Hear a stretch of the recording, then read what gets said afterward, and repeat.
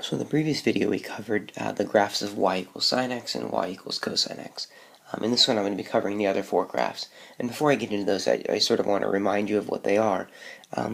Remember that the secant of x is equal to 1 over the cosine of x.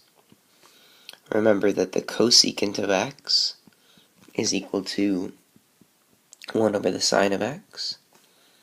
Remember that tangent x is equal to sine x over cosine x. And remember that cotangent x is equal to cosine x over sine x. Okay. If we have those things in mind, these graphs are going to be a lot easier to see. And in fact, I'm really going to be relying on those things to come out the graphs. Those are exactly how I understand the graphs, so that's how I'm going to be teaching them. So the first graph we need to look at is cosecant x. And so here you have this crazy graph, and I can't imagine how crazy it looks to you if it's the first time you've ever seen this graph. So let me say a couple things. First of all, the graph of cosecant x is the black graph. The red graph, in fact, is the sine graph. And the reason I'm writing that is remember that cosecant x is equal, as I just mentioned in the other slide, to 1 over the sine of x. So personally, if anyone ever asks me to graph cosecant x, I mentally picture sine x, and then I literally take the reciprocal of that graph. And so I want to show you that connection here because it's fascinating, right? Think about what the height of sine is right here. The height of sine is 1. And so 1 over 1 is still 1, and that explains why that point is shared. Right? The more interesting one is this. Check this out. If this height right here is 1, then this height right here is basically 0.5. If you look at where the graph has a height of 0.5, it looks like it has a height of 0.5 sort of right there. Look at what the value of cosecant is. Sure enough, cosecant is 2, which is the reciprocal of 0.5, or 1/2. Right? And so what you're seeing is, as I move, further along the graph this way, right here, the graph has a height of, maybe 1/4, and that explains why the value of cosecant is 4 at that point, right? As I move closer and closer to a height of 0, these points are getting higher and higher and higher up, and that explains why, and this is very important, anywhere that sine has a 0, the reciprocal of 0, and this is crazy, the reciprocal of 0 is 1 over 0, which is undefined. And for us, in practice, when you get 1 over 0, you're actually going to get a vertical asymptote, right? So when you're thinking about the graph of cosecant, I want you to think about the graph of sine, and imagine that anywhere sine has a 0, your graph will have a vertical asymptote. Right? So these vertical lines here should all, and I wish my graph program would have done it, they should all be dotted lines because they're all asymptotes. Right? Then, wherever you've got a bump for sine, you're going to get, it looks a little bit like a parabola, this U-shaped graph where you're doing the reciprocals of all of those things, and it sort of fits between the sine curve and the asymptotes. Right? So when you're down here for this negative point, again, you've got this U-shaped thing that's fitting between the two vertical asymptotes and coming up to the, the minimum value, the 1 value of the function right there. So that's what the graph of cosecant looks like. It looks like the graph of sine with asymptotes added, and then with these U-shapes filling in the spaces between them. It should not be surprising that the graph of secant looks incredibly similar, and I'm going to try and make this a lot shorter. Remember that secant is 1 over cosine x, and so the deal here is, I mentally picture, here is cosine x. Right? Remember that cosine x starts up here at a height of 1 instead of starting at the origin. Remember, anywhere that cosine has a 0, its reciprocal, which is secant x, will have a vertical asymptote. So here are these vertical asymptotes.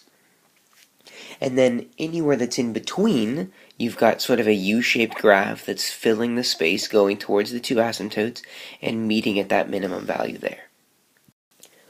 And now we get to the graphs of tangent and cotangent. And I decided to put the two of these on the same slide. there's a lot of similarity, and these are a lot, in my opinion, these are a little bit harder to sort of deeply understand than the secant and the cosecant graphs are. But we'll do our best. So on the one hand, there's a part of me that just wants to say, memorize these two graphs. They look very similar to one another. One difference is that tangent actually starts at the origin, and sort of, this almost looks like x cubed. It has a very sort of x cubed feeling to this graph. So, that one starts at the origin. Cotangent, on the other hand, doesn't start at the origin. It actually has an asymptote at the origin. Instead, it sort of fits into this space here. Okay. Another thing you'll notice about both of these graphs is that both of these have a period of pi, right? Whereas the sine, cosine, secant, tangent graphs all had a period of 2 pi, right? So this one actually repeats itself every pi units instead of every 2 pi units. One thing that you can use to help yourself remember what the graph of tangent looks like, remember that tangent is sine x over cosine x, right? And so the graph of tangent should have a vertical asymptote whenever cosine x is equal to 0. So it's almost like you can sort of picture if you had the graph of cosine here, right? If you took cosine and you sort of fit it into this space, I missed a little bit there, but that's roughly what cosine looks like. Notice that in the places where cosine has a 0, the graph of tangent ends up having this vertical asymptote, right? So that's, it is what it is. One of the things that I do use to remember it and that I do use to help myself with this is that fact, that wherever cosine is 0, tangent is going to have those vertical asymptotes. Cotangent has a similar thing happening. With cotangent, instead, you're looking at cosine x over sine x. And so if we look at where sine x is equal to 0, again, if I sort of imagine overlaying a graph onto this thing, the sine graph would look like this, right? Oops, that should have ended at 6.28. Notice that all the places where sine is equal to 0, at pi, and at 2 pi, those are precisely the places where cotangent has vertical asymptotes.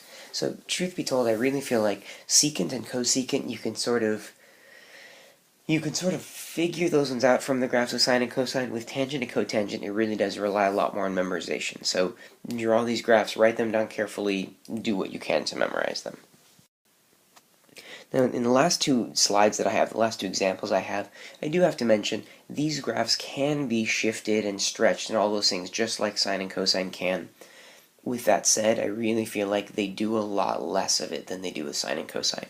Sine and cosine, you'll see a lot of that stuff happening. With secant and tangent and cosecant and cotangent, they tend to keep them all a little bit simpler when it comes to graphing problems. So I'm going to go through two of them here, but expect that you're going to see a lot more graphs done with sine and cosine than with the other four trig functions, particularly complicated graphs.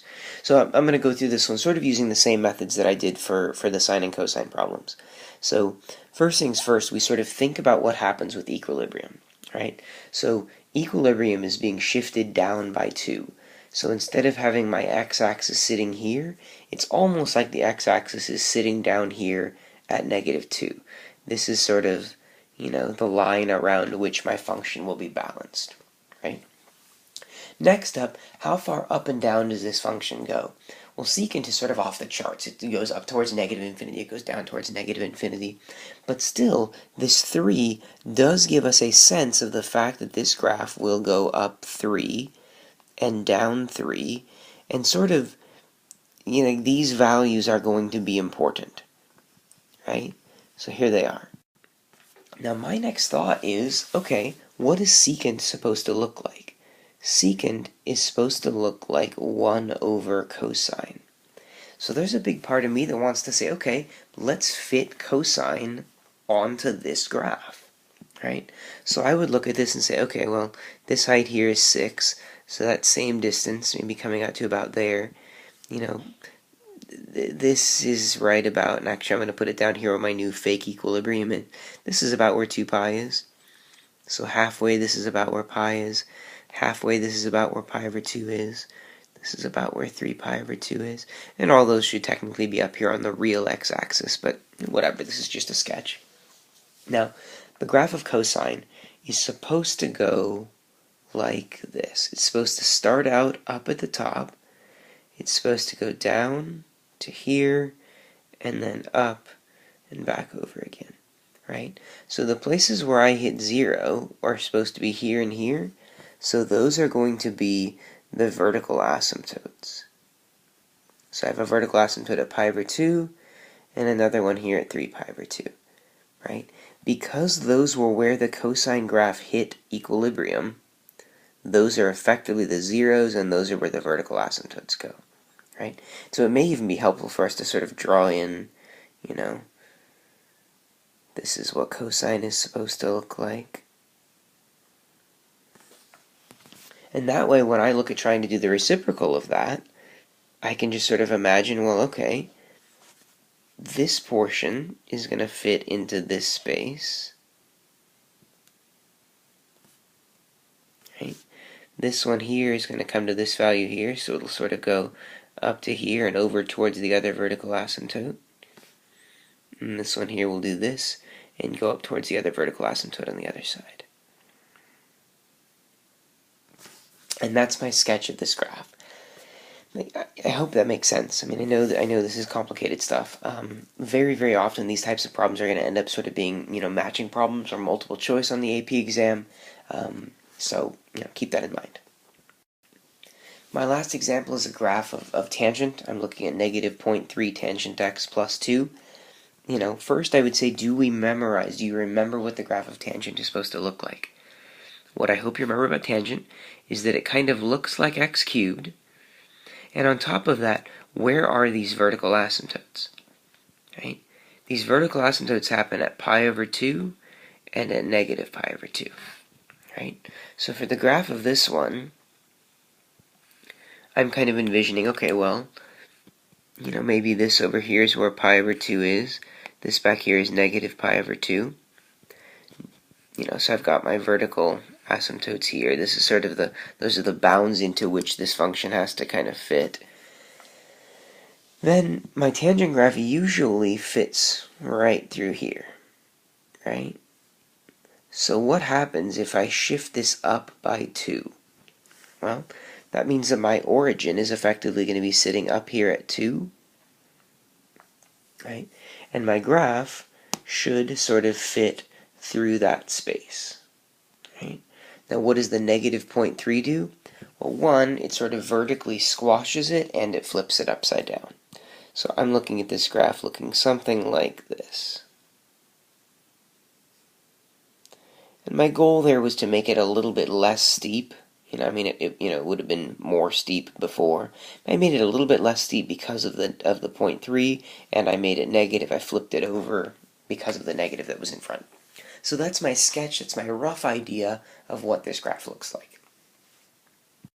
My perspective on all of this graph stuff is that if you really need a precise graph, the reality is you're going to use a calculator. You're going to have a calculator to do those things. What we're looking for is, can you come up with a sketch? Can you come up with a general idea or a rough idea of what this graph is supposed to look like and what its properties are? So that's really what I'm looking for. If there's any part of this video that's unclear, please go back and look at those things again and maybe write down specific questions about what it is that doesn't make sense so that we can discuss that during class. I wouldn't be surprised if this is a place where there is a little bit more confusion and a little bit more space for us to talk about things. So I look forward to discussing that with you in class.